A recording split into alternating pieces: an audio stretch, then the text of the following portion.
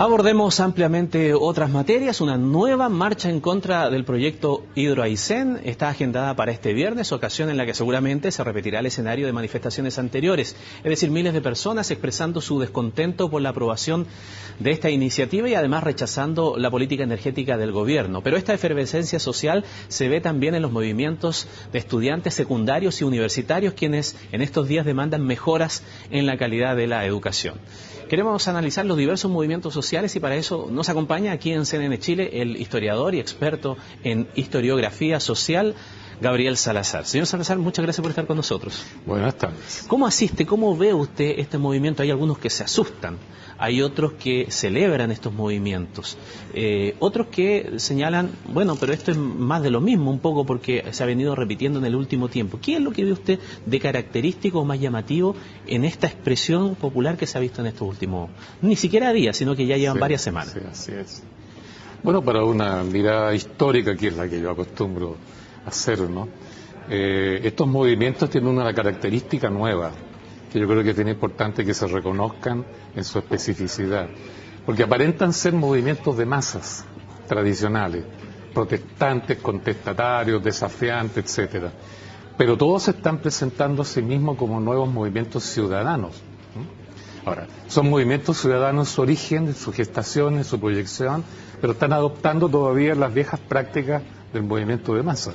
Y esto no es nuevo, porque uno debe entroncarlo hacia atrás, no con la reacción de la ciudadanía en la década de 1980, donde salieron a la calle espontáneamente, no necesariamente siguiendo partidos políticos, en 22 jornadas nacionales de protesta, ¿no?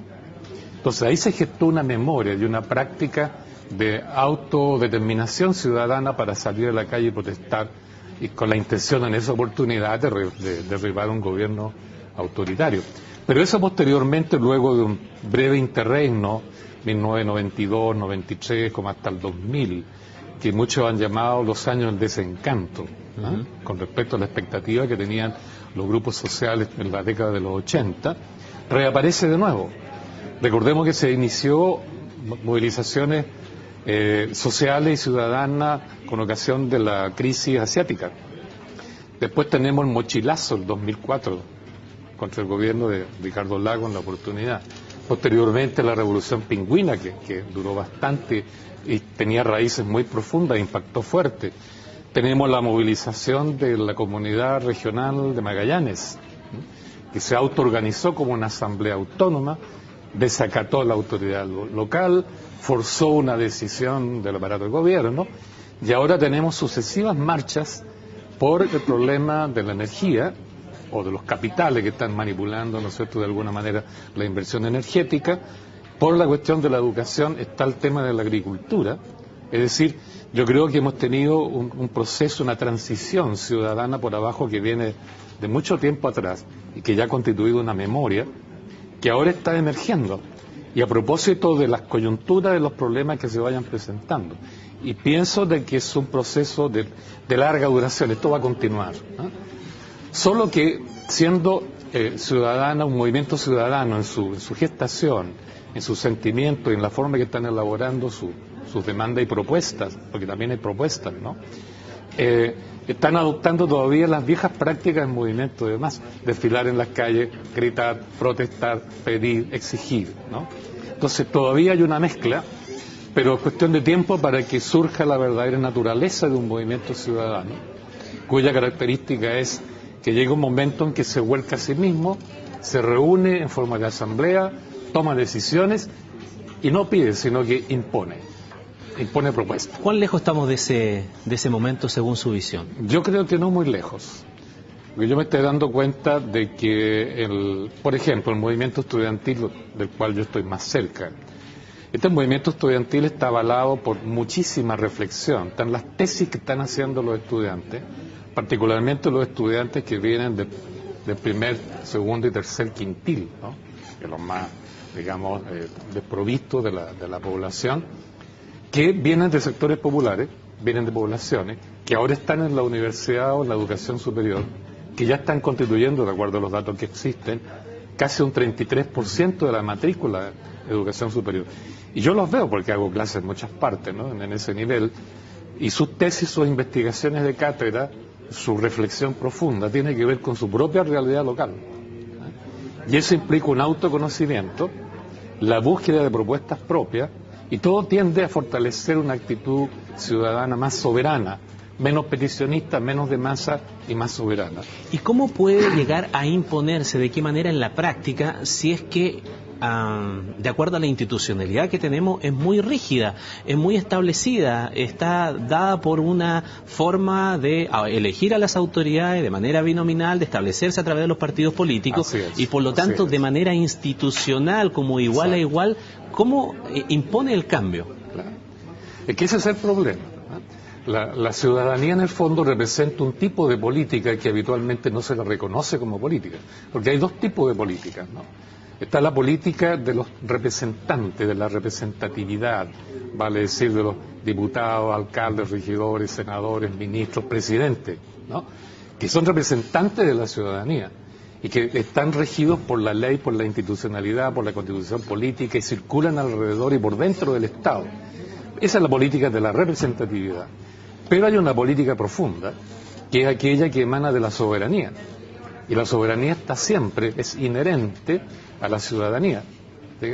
Entonces, cuando hay una crítica muy profunda o una desilusión muy grande con el sistema, que es lo que hoy día está ocurriendo, entonces la ciudadanía comienza a elaborar poco a poco, primero protestas, pero entre medio propuestas, y comienza poco a poco a constituir un proyecto político ciudadano basado en esta política. Lo que ocurre es que estamos tan habituados a entender la política solo como la de los representantes. Entonces, tú me dices, la institucionalidad, claro, la ley, ¿no? Pero la soberanía está por encima de la ley, está más allá de la ley. La soberanía legisla y construye Estado.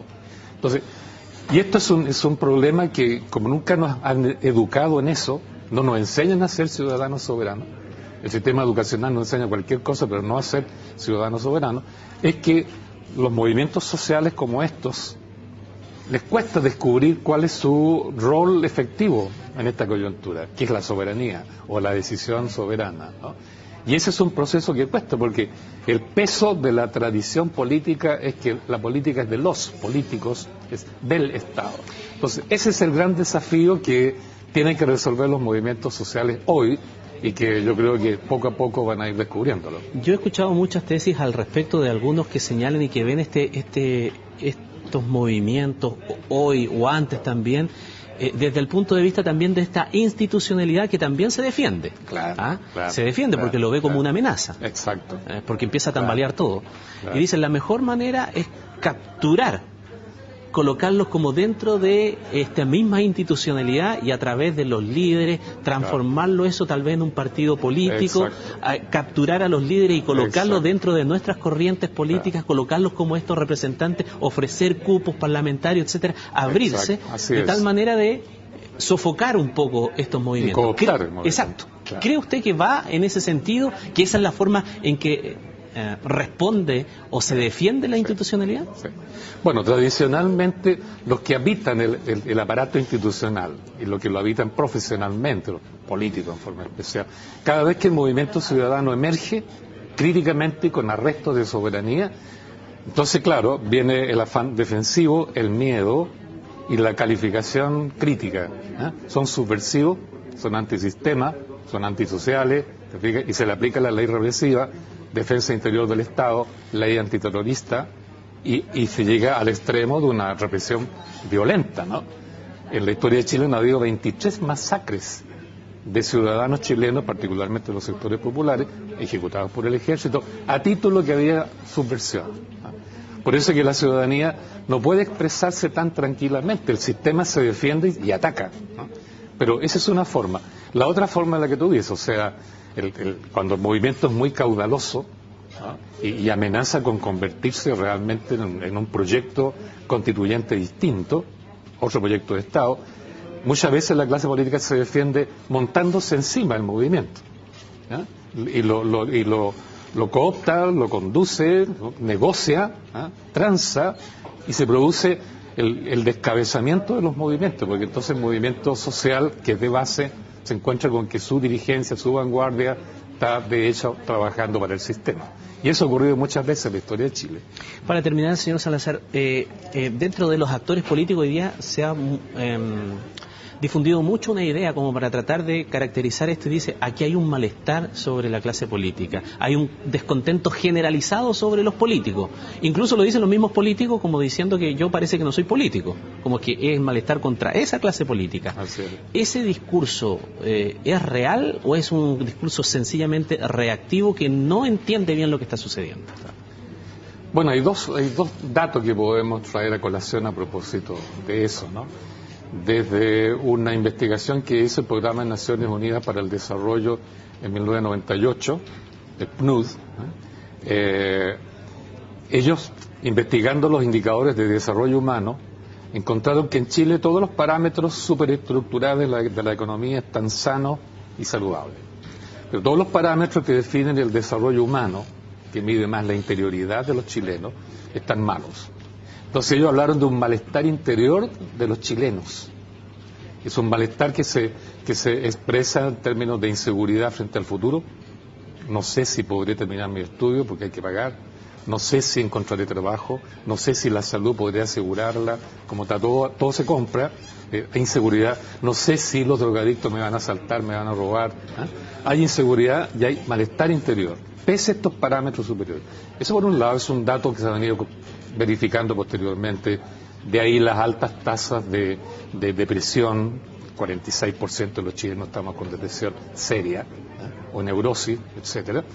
Por otro lado, otro dato importante es que por lo menos 5 encuestas que han hecho institutos distintos entre sí acerca del grado de confiabilidad ciudadana en las instituciones del Estado, son todos negativos, los 5. Entonces se habla de que todas las instituciones políticas y los políticos tienen un nivel de credibilidad, confiabilidad, de prestigio inferior al 12% en una escala de 1 a 100. Entonces, hay un malestar ciudadano que se traduce en un rechazo a la clase política. Y obviamente los políticos se sienten a su vez con un malestar interior, porque se están dando cuenta de que hay una crisis de representatividad en este país, ¿no? Que no se la ha querido tratar como tal. Entonces hay malestares por lado y lado, ¿no? Pero no hay una discusión profunda al respecto. Don Gabriel Salazar, muchas gracias por su tiempo con nosotros aquí en CNN Chile. Muy bien, hasta luego. Y a ustedes también por habernos acompañado en esta media hora informativa. No se vaya, después de la pausa ya estamos de regreso para seguir revisando las informaciones.